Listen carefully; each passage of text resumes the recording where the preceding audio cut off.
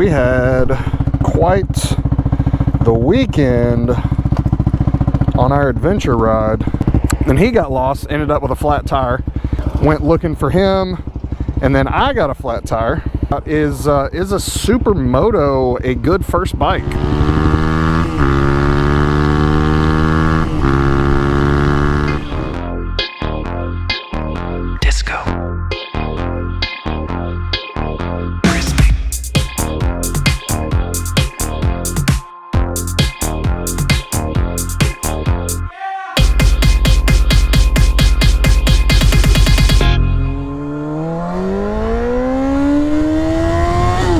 Today's Monday, and we had quite the weekend on our adventure ride. So this video is going to be coming out before that one because so much happened on Saturday. That is going to be a long, multi-part episode, and so it's going to take me a while to edit all that stuff down. So I want to go ahead and put out another episode before we get to that one, just because I got to go run a couple of errands. I've been working at the office most of the day. I get this. Don't have my jacket today. Don't squid bash me too hard. I left my jacket at home, but it's like 85, 90 degrees out here. So, plus I'm on the Supermoto. Not going to be going extremely fast. So I got the 360 camera set up this way on the Supermoto now. So we're going to see how that works out. Give this a try. Alright. Get my GPS up so we know where we're going.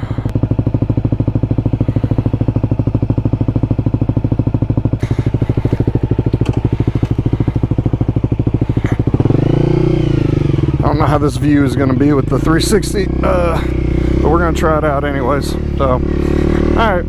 Well, like I said, we had an interesting weekend. So, just to give you a little preview before the video comes out, we did the adventure ride with the adventure riders of Alabama, and we had about 30 bikes, and we went up close to the Chair Hall Skyway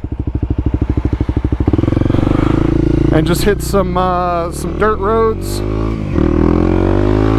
dirt and gravel roads. Not really a big deal. Wasn't a very hard ride, really, but somebody had an off, dropped down a 20-foot embankment, and we had to spend the majority of the ride getting that bike out. Luckily, we had a good Samaritan stop by, and they had a Jeep with a winch, and so we were able to get the bike out. It took several of us. It wasn't an easy task by any means, but that was interesting. That was that was pretty wild. And then after that, we had a rider who was trying to catch back up, whose girlfriend had to take an alternate route. He had to get her set up. Then he got lost, ended up with a flat tire. And then her and I and two of the other guys from the group went looking for him. And then I got a flat tire. So that's how Saturday went. So we were supposed to be back at the store at like noon for lunch, and we got back at like 3:30. And then I ended up just leaving the Multistrada at the shop there to go ahead and get new tires. It was about time for tires anyways, but I ended up having a flat. This light never turns for motorcycles. So, but yeah, that's a little preview of what's coming in the next video. It's going to be a long one, so it's probably going to be either a 2 or a 3-part video. I'll have to look and see how much footage I got. Some of the footage wasn't that great that I've seen so far because I did have the ND filter on the GoPro, and where we were with the crash was really shaded, and So I'm gonna have to see what all I can get. I got some good footage with my iPhone though. So if you saw the short that I posted, that was from the iPhone.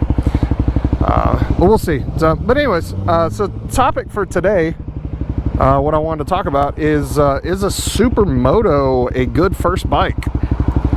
And obviously, like any other question in this genre, the answer is it depends. Just like your grandmother's crotch, it depends. Yeah, so Supermoto can be a great first bike. I think so this is a CRF 250L 2017 model that I bought new and converted it to Supermoto. So I think that this can be a really good first bike. It's low horsepower. It's easy to learn on. I don't think this light is ever going to change. You might want to kind of scoot up a little bit, or the light's not going to change. Maybe that'll help.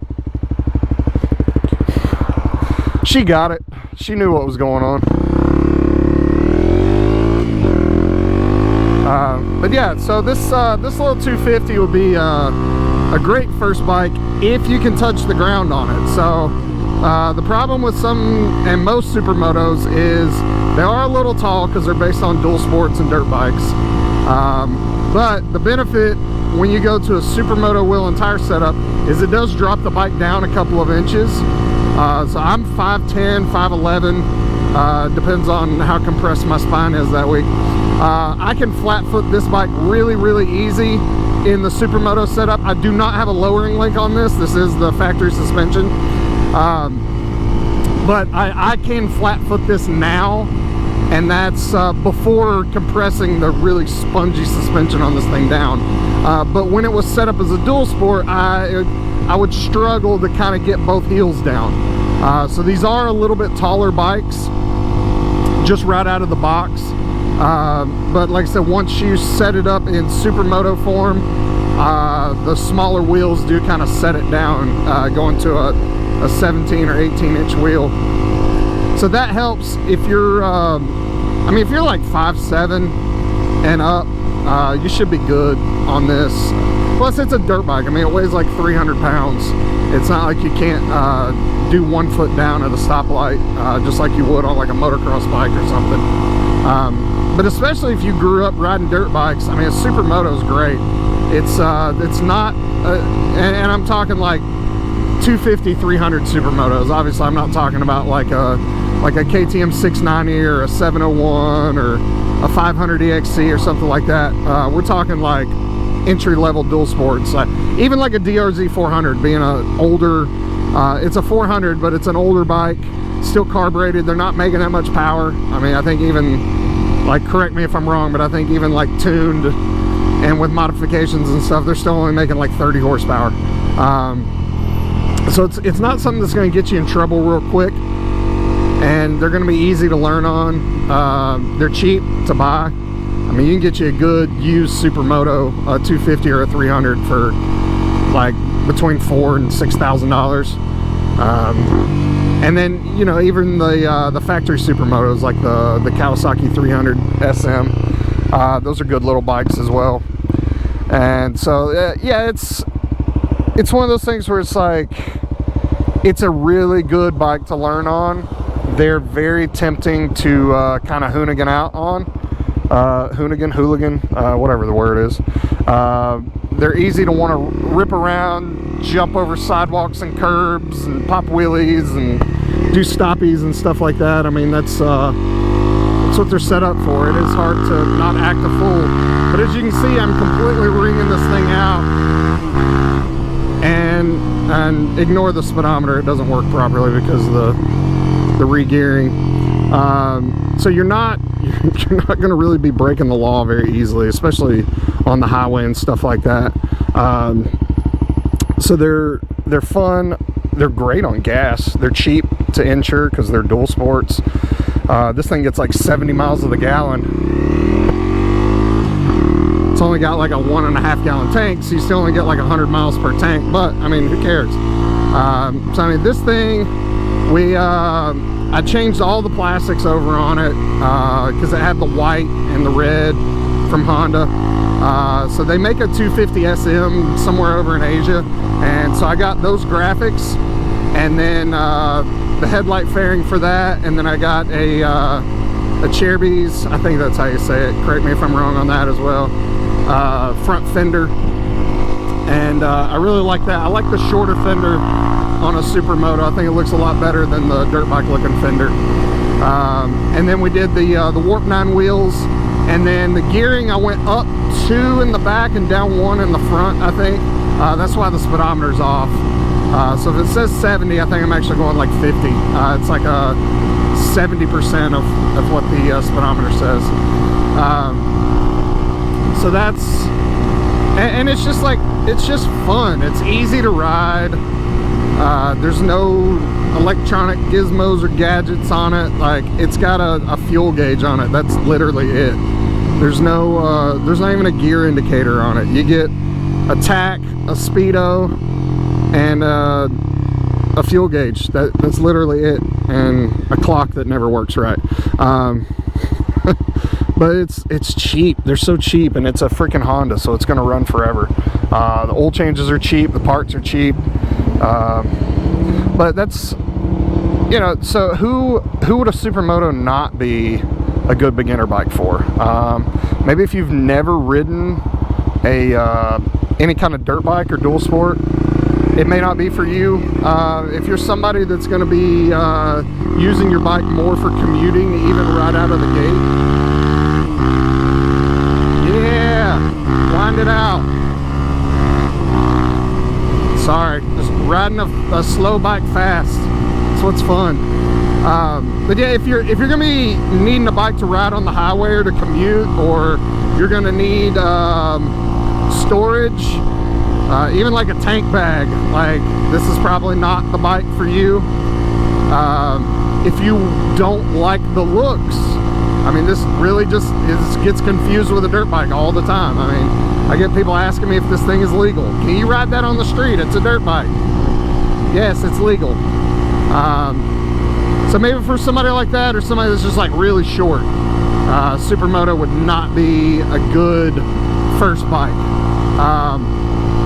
Now, and when we say Supermoto, we're talking Supermoto style bike. Obviously, I know this is not a Supermoto race bike by any means. This is not a high horsepower bike. This is not, the suspension is not set up for stuff like that.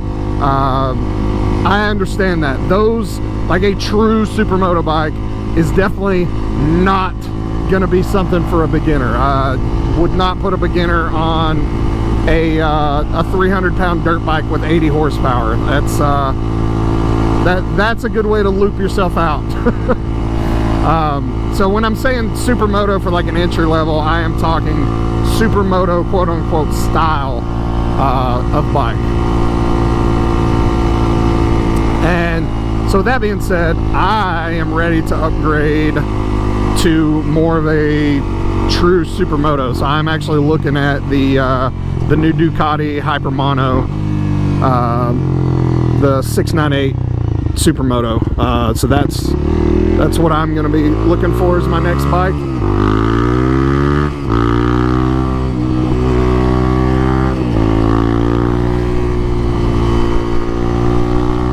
That's going to be a fun one. Those are it's really not much heavier than this bike at all, and it's got 2.5 times the horsepower. So I'm really looking forward to being able to hop on one of those, especially making some content on that. That's going to be a fun one.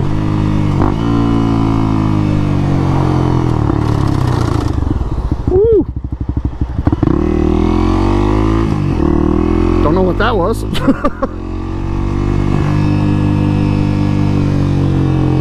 Oh well. No ABS, the rear end locked up a little bit.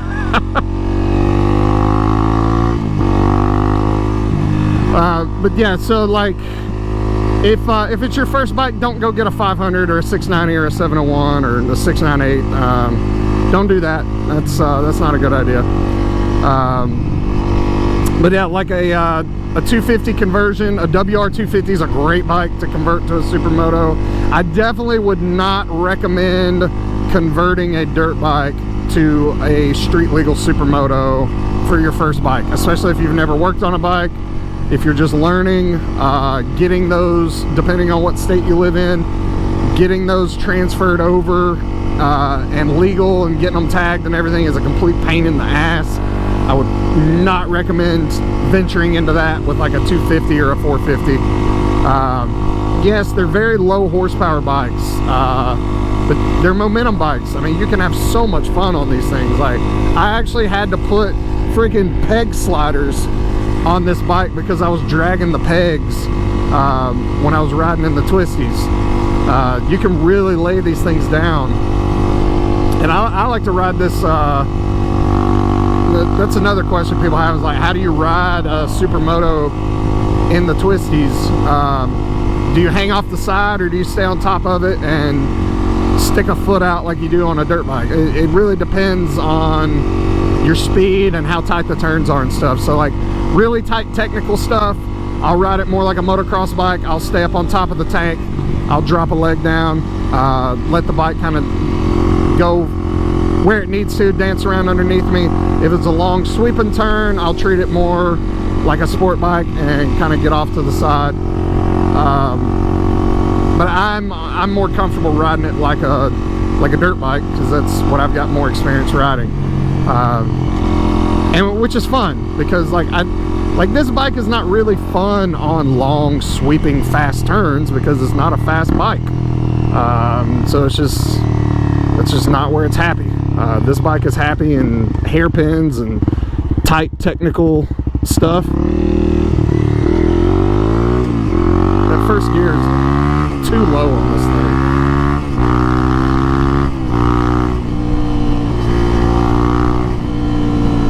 thing. Yeah, buddy.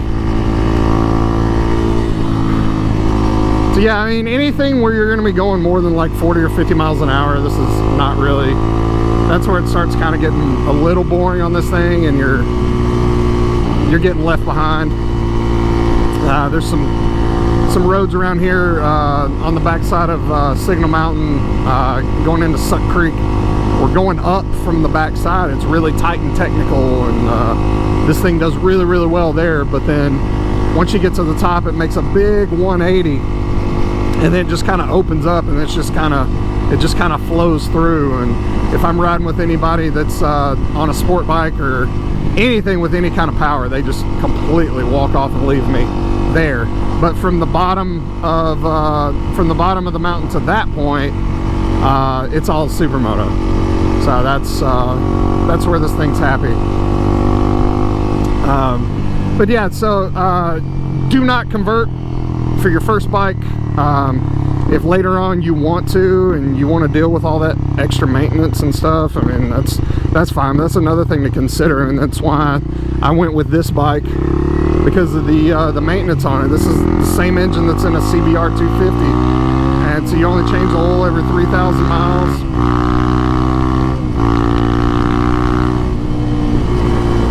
Change your oil every 3,000 miles. You just regular maintenance, just like you would on a CBR 250. It's not a big deal. If you convert a motocross bike over, you're going to be doing maintenance every few hours. And even the 450L, which I considered moving up to the 450L because it had more power and it was actually a lighter bike. But the service intervals, I was just not, like, I'm not a maintenance guy. I don't like having to do a lot of maintenance.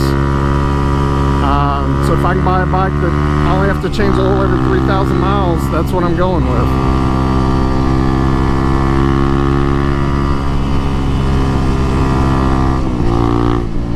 But that's me. If you like tinkering on your bikes, and I don't know, maybe you grew up racing motocross and stuff, and you're fine every weekend after you finish riding, going and changing the oil and having to check your valves and all that stuff, then, you know, have at it. That's just not something I like to do. I own multiple bikes, and I prefer to ride than to be wrenching on the bikes all the time.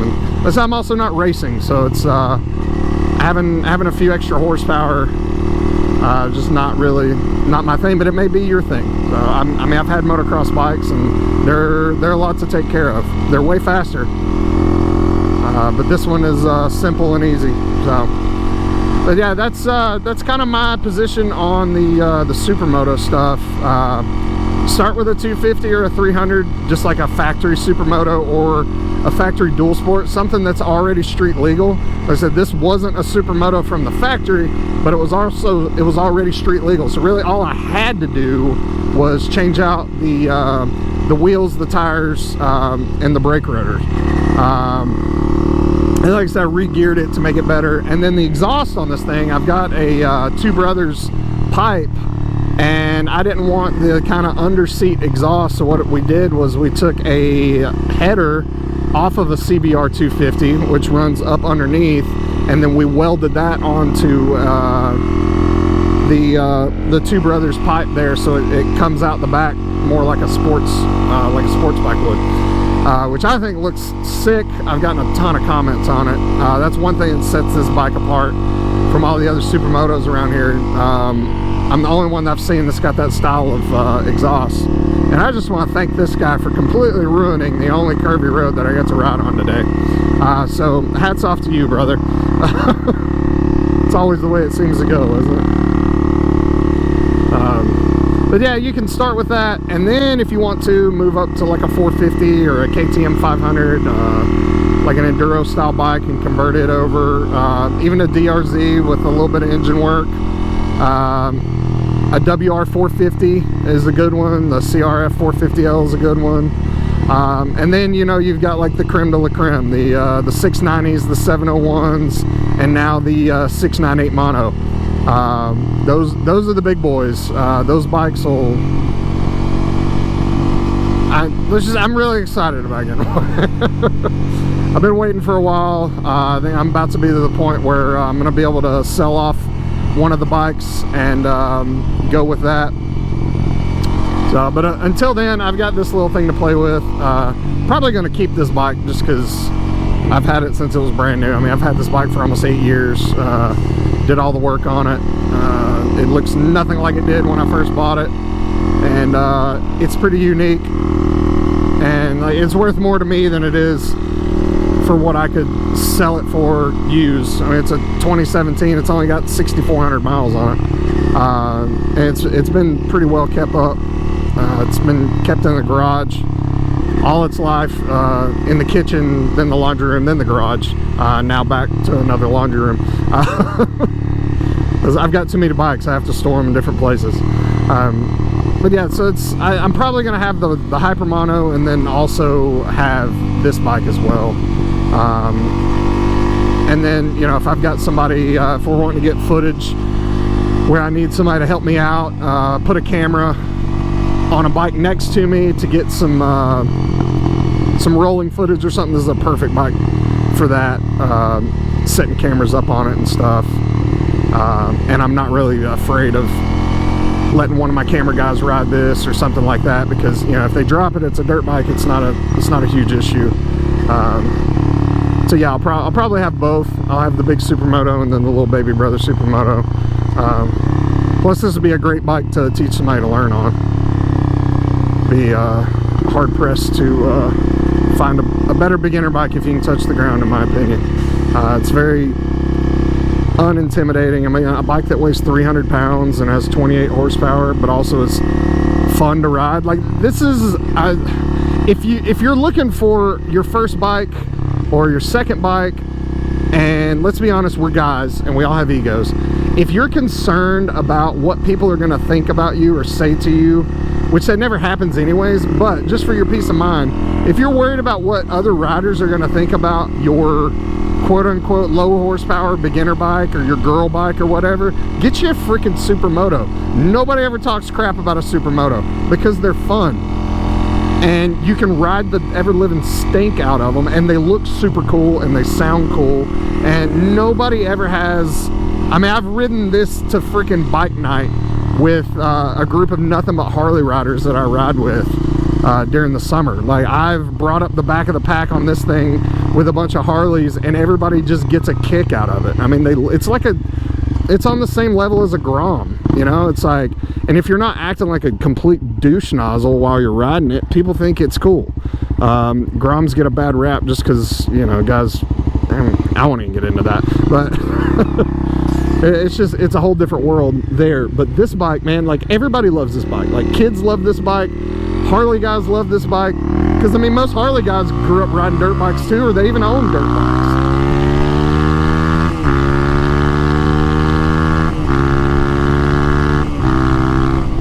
Yeah, buddy. Giving her all she's got. I mean, there's just something to be said about a bike that you can redline through all 6 gears and not go to jail, and it still looks this cool. Like I said, you show up to bike night on this thing, people are giving you fist bumps. So I mean, I've owned multiple bikes. I have 4 bikes right now. I've got this Supermoto, I have a 24 Multistrada Rally V4, I've got a Harley Davidson Street Glide, and then I've got a CBR 600. I have more fun on this bike than any bike that I've ever owned. Like, this bike is the most, to like, if I want to just hop on the bike, I've got an hour to go ride, and I just want to go tear up some twisties, this is it. This is the one I'm taking. Obviously, if I can only keep one bike out of all 4, it wouldn't be this bike. I would be keeping the Ducati. That's, make sure I'm not getting rear-ended here.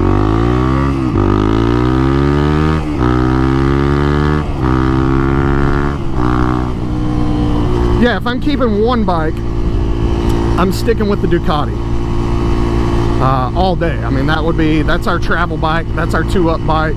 I mean, we can ride 2-up and travel on the Harley, but it's not the same, not the type of traveling we like to do, camping off of the bike and hitting dirt roads and little off-roading here and there and remote campsites. This is just not a bike. I'm not going to ride to Alaska on this bike. I will be riding to Alaska on my Ducati though. We've already done a 6,500 mile round trip on the Ducati, 2-up with all of our gear. Amazing. Can't do that on this bike, but this is the most fun that I have of all my bikes. It's just fun, you know. I don't worry about dropping it. Don't worry about it getting scratched up. It's cheap to run. Insurance is cheap as dog crap on this thing. It sounds cool, and then everybody looks at it and they're like, what is that? That thing's cool. So it's fun. Yeah, so I mean, my recommendation, now my last video was beginner sport bikes.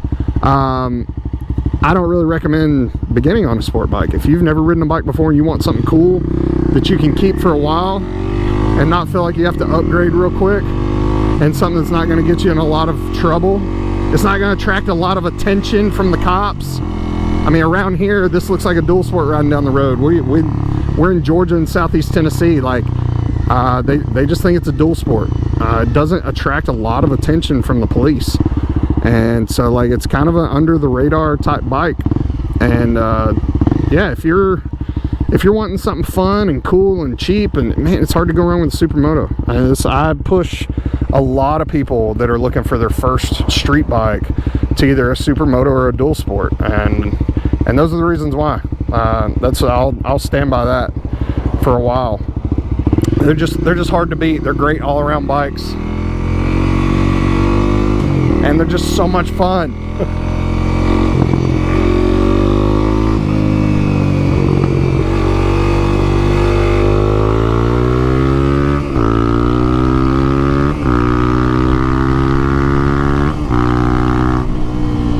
Yeah, buddy. So yeah, so that's my thoughts on Supermotos, and should you start on a Supermoto as your first bike? I think the answer for me is it depends, but most definitely, as long as you go with the correct Supermoto. So that's my thoughts on the Supermoto. Y'all be looking out for the video from this past weekend from the adventure ride. That's going to be a good one. Like I said, I'm going to take a little more time on that one, just because I got so much other stuff going on. It's going to take me like these videos like this, I can edit this thing in like 10 or 15 minutes, usually while I'm sitting on the toilet. But with that video, it's going to take a little bit longer, and I got a lot of stuff going on right now, so I'm not really going to be able to have the time to do that video the justice that it needs. And so while I'm stuck here in this freaking traffic, I'm going to go ahead and check out, and I will see y'all on the next one.